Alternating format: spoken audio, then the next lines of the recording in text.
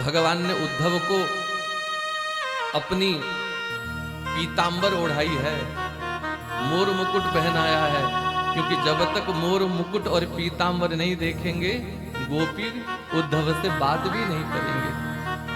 बिन मुरली बनमाल चंद्रिका नहीं पहचाने नाम, हमारे मुरली वाले श्याम। नागरी दास द्वारिका मथुरा इनसो कैसो काम, हमारे मुरली वाले श्याम। गोप वेश वृंदावन वासी ब्रजजन पूरन काम। इसीलिए उद्धव को सुंदर मोर मुकुट बनमाल पीतांबर ओढ़ाया है और पत्र देकर भेजा है। उद्धव जी ने अनुमति मांगी, प्रभु मेरे पास ज्यादा समय तो है नहीं, 2-4 दिन रुक करके आप चिंता मत कीजिए, ऐसे गोपियों को पाठ पढ़ा करके आऊंगा कि आपको और याद करेंगी नहीं। और उद्धव जी मन में सोच रहे हैं, ये ठाकुर जी हमें कहां भेज रहे हैं। जो बड़े बड़े ज्ञानी होते हैं ना, उनको यदि किसी गंवार गांव देहात में कथा करने के लिए भेज दिया जाए, उनके मन में ज्यादा सुख नहीं होता कि कहां हमको देहातियों में गंवारों में भेज दिया। हम वहां बड़े बड़े सिद्धांतों को प्रस्तुत करेंगे, उपनिषदों के तर्कों को वहां तैयार करेंगे, तो कौन समझेगा। तो हमारे लिए तो बड़े बड़े ज्ञानी बैठे हों, कोई बढ़िया काशी बनारस जैसा स्थान हो, वहां हमको भेजो, वहां मंच में बिठाओ तो कुछ कहेंगे। तो ऐसा ही भाव उद्धव जी के मन में था, कहां मैं बृहस्पति का शिष्य ब्रह्म ज्ञानी उद्धव, और मुझे ये ठाकुर भेज रहे हैं। अनपढ़ गोपी ग्वाल बिचारे ब्रह्म ज्ञान क्या जाने, गोपालन घृत दूध दही के धंधे में सुख माने। ये अनपढ़ व्रजवासी गैया दोह करके दही दूध निकाल करके घी माखन बेचने वाले, ये ब्रह्म ज्ञान क्या समझेंगे, और उनके पास जाकर के मैं इनको क्या समझाऊंगा। भगवान अंतर्यामी है, सर्वज्ञ है, उद्धव के मन की बात समझ गए। बोले बच्चा तू एक बार जा तो सही है? इत मन ही मन श्याम कहत, जब प्रेमपुरी में जावे, श्री राधा की कृपा कौरते प्रेम प्रसादी पावे। उद्धव को ब्रज गोपिन ते जब होवे दर्शन मेला, जावे गुरु उपदेशक बनी के बनियावे गोचेला। अरे उद्धव तू एक बार जा तो, वहां जाकर के तू गुरु बन करके आएगा कि प्रेम की गली में, प्रेम के नगर में स्वामी नीजू की कृपा कटाक्ष से निहार हो करके प्रेम प्रसाद प्राप्त करके चेला बन करके आएगा। तू एक बार जा तो।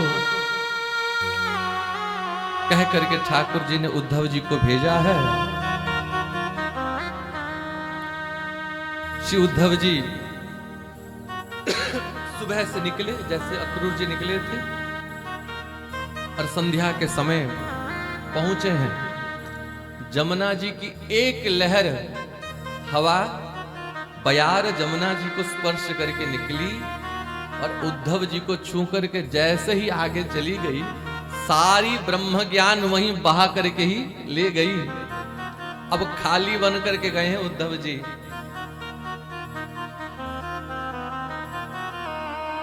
प्राप्तो नंद ब्रजम श्रीमान, निम्लोचति विभावसो, छन्नयान प्रविशतां पशूनां कुररेणुभिः। छन्नयान प्रविशतां, छन्नयान माने भगवान सूर्य नारायण अस्ताचल को जा रहे हैं। अपने रथ को लेकर के सूर्य नारायण भगवान अस्ताचल को जा रहे हैं। धीरे धीरे संध्या हो रही है, गोधूली बेला है। और उस समय ब्रज में बाशितार्थे भियुध्यन्ति नादितं शुष्मि बिभ्रुषे धावन्ति विश्च वास्त्राभि रुधौ भारे सुवत्सकान्। ब्रज का दर्शन कीजिए। नवलक धेनु दुहावत नित्य प्रति बड़ो नाम है नंदमहर को। और बड़े बड़े नादिया, बड़े बड़े नंदी, बड़े बड़े वृषभ, बड़े बड़े सांड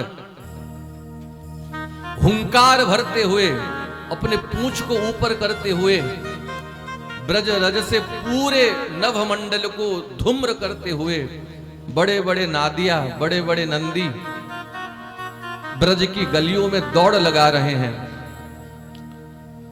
धावन्ति भिश्च वस्त्राभि,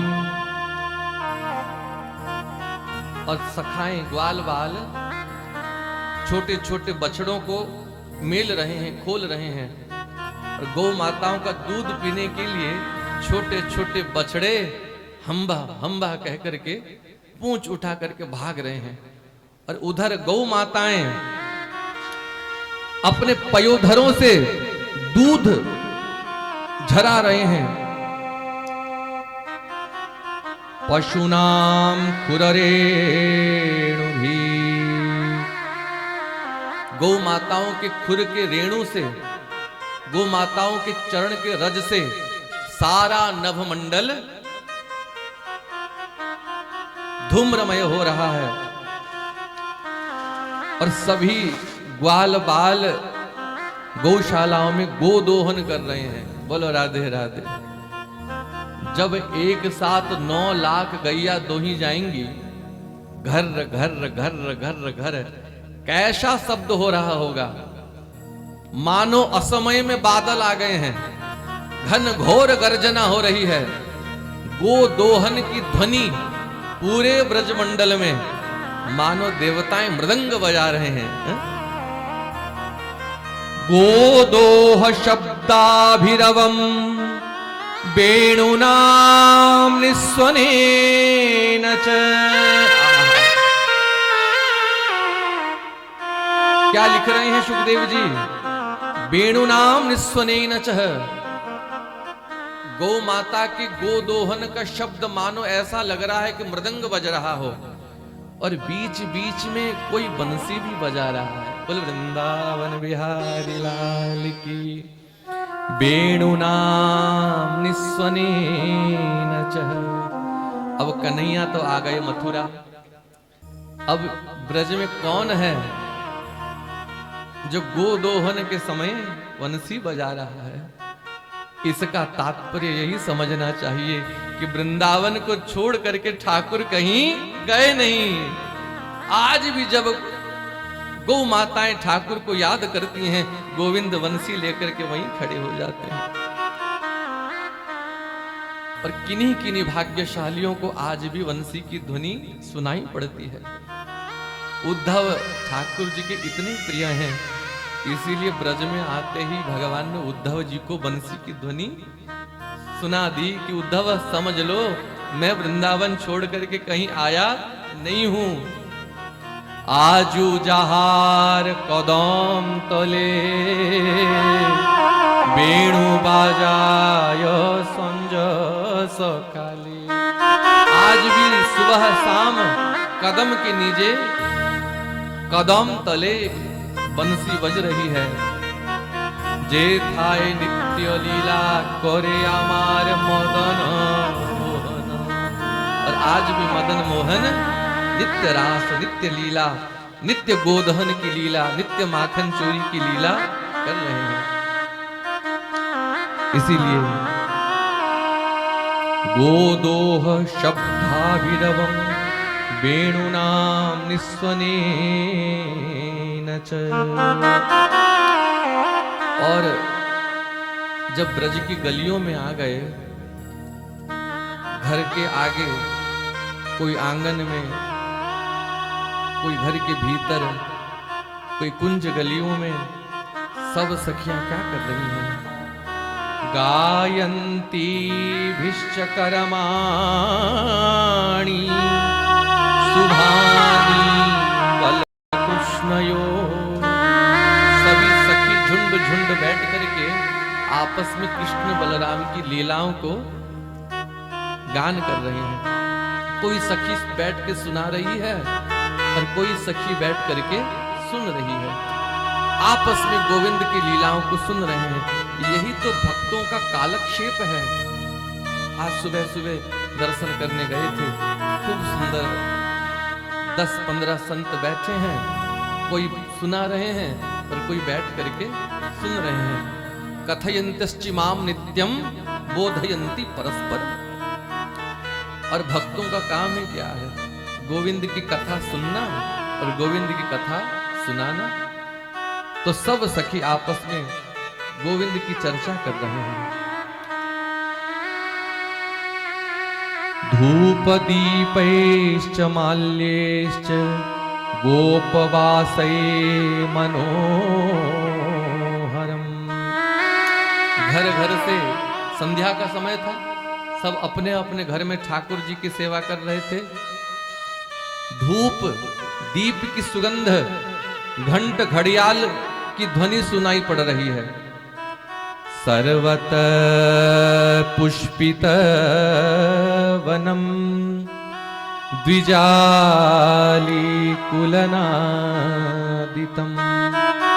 हंसकारंडवा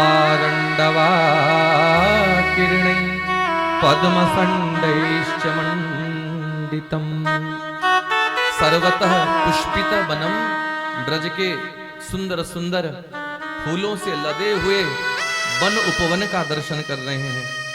सरोवरों में हंस कारंडव आदि जल पक्षी क्रीड़ा कर रहे हैं। सुक सारी मयूर आदि पक्षी क्रीड़ा कर रहे हैं। ब्रज के बिरही लोग विचारे, बिन गोपाल ठगे से थाड़े, अति कोमल तन तारे। ब्रज के बिरही लोग विचारे, और जो कहूँ कान्ह कान्ह कही टेरत, नैनन बहत पनारे। ब्रज के बिरही लोग विचारे। जब कोई सखी या सखा कृष्ण बलराम की कोई लीला छेड़ देता है, कोई लीला कह देता है, तो सखियां कृष्ण कृष्ण कह करके विवल हो जाती है। गोविंद की लीलाओं को स्मरण करते करते रो पड़ते। वहां पूछते पूछते कि नंद बाबा का घर कहाँ है, नंद भवन कहाँ है, नंद भवन कहाँ है। छोटे छोटे सखा उद्धव जी का हाथ पकड़ करके नंद भवन में पहुंचा देते हैं। और नंद बाबा को खबर गया कि कन्हैया के सखा जदवंशियों के महामंत्री श्री उद्धव जी आए हैं। तो नंद बाबा स्वयं स्वागत करने आए हैं। तमागतम समागम्य कृष्णस्यानुचरं प्रियं नंद प्रीत परिस्वज्य वासुदेव ध्यार्चयत्। तमागतम समागम्य कृष्णस्यानुचरम, कृष्ण के अनुचर आए हैं। कोई कृष्ण के अति प्रिय आए हैं, कोई कृष्ण के सखा आए हैं, कोई मथुरा से आए हैं। ऐसा जान करके नंद बाबा आए हैं। और जैसे ही उद्धव जी का दर्शन किया ना, नंद बाबा को नहीं लगा कुछ समय तक कि ये उद्धव जी आए हैं कि कोई और आए हैं। नंद बाबा को ऐसा लगा कि मेरा कन्हैया आ गया, मेरा लाल आ गया, मेरा कन्हैया आ गया।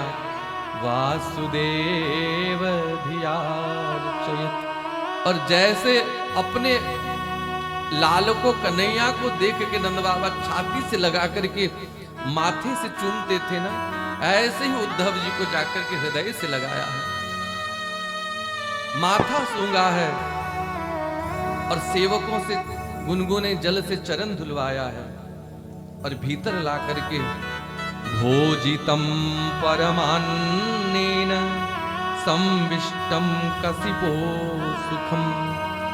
परमान्नेन उत्तम अन्न, उत्तम अन्न माने बढ़िया गाढ़ी खीर बनवाई है। जैसे हमारे बाबा बढ़िया खीर बनाते हैं, खीर है कि रबड़ी है पता नहीं चलता, हम तो ज्यादा मीठा पाते नहीं पर लोभ से पा देते हैं, इतनी बढ़िया खीर है केसर डाल के। वास्तव में संत सेवा देखनी हो तो हमारे पूज्य बाबा से देखें, जैसा मीठा खीर है वैसा ही मीठा इनका मन है, इनका हृदय है। तो भोजितम परमान्नेन, बढ़िया अन्न का भोजन करवाया है और सुंदर आसन में ले जाकर के बिछाया है और ग्वाल बाल जाकर के उद्धव जी के पांव दबाने लगे हैं। गतश्रमं पर्यपृच्छत पाद संवाहनादिभि, पाद संवाहनादिभि, सखा जाकर के ग्वाल बाल हमारे कन्हैया को सखा आयो है ऐसा जान करके पांव दबाने लगे। सब सखा पूछते हैं भैया भैया उद्धव बताओ ना हमारे कन्हैया कैसे हैं, हमारा कान्हा कैसा है, हमारा सखा कैसा है। कह करके गया था कि आ जाऊंगा पर उद्धव क्यों नहीं आया। तो नंद बाबा ने देखा ये सब सखा उद्धव जी को परेशान ना कर दें, तो सखाओं से कहा कि ग्वाल बालों बहुत दूर से आए हैं, इन्हें परेशान मत करो, जाओ इनको विश्राम करने दो। और गतश्रमं पर्यपृच्छत, जब नंद बाबा ने देखा कि उद्धव जी का श्रम जा चुका है, यात्रा का जो श्रम है पूर्णतः जा चुका है, तब नंद बाबा उद्धव जी के निकट आते हैं और उद्धव जी से पूछते हैं। देखो प्रेम में कभी कभी विवेक नहीं रह पाता, भला बुरा विचार करने की बुद्धि प्रेम में डूब जाती है, पर नंद बाबा इतने विवेकी हैं, हृदय में कृष्ण विरह की आग, कृष्ण विरह की अग्नि धधक रही है। कोई मथुरा से आया है, मेरा लाल जिस मथुरा में है वहां से कोई आया है, फिर भी धैर्य धारण करके अपने आप को रोके हुए हैं। अब जब देखा कि उद्धव जी आनंद में बैठे हैं, कोई श्रम नहीं है, गतश्रमम, तब जाकर के नंद बाबा पूछते हैं कच्चिदंगम महाभाग, कच्चिदंग महाभाग सखान सुरनंदन आस्ते कुशल्यपत्याद्ये युक्तो मुक्तो सुहृद्ब्रुतः। क्या संबोधन करते हैं? हे अंग, अंग माने हे मेरे पुत्र लाला उद्धव, हे महाभाग्यशाली, हे महाभागवत, हे महाभाग उद्धव, एक बात बताओ, मेरे सखा वसुदेव कैसे हैं? देवी की वसुदेव, कंस ने उनको बहुत दुख दिया, उनके 6 पुत्रों को, संतानों को मार दिया, पर उद्धव अब तो देवकी वसुदेव को उनके पुत्र मिल गए ना, अब तो वसुदेव जी आनंद में होंगे ना, तो मेरे सखा वसुदेव कुशल तो है ना। सुरनंदन, सूरसेन के पुत्र वसुदेव कुशल में तो है ना। देखो उद्धव, सब कहते हैं कि मेरे लाल ने कंस को मार दिया, सभी मेरे लाला को ही दोष देते हैं कि कृष्ण ने कंस को मार दिया, कृष्ण ने कंस को मार दिया। पर उद्धव, आप तो ब्रह्म ज्ञानी हो, आप तो विवेकी हो, आप तो ज्ञानी हो। काऊ न कऊ सुख दुख कर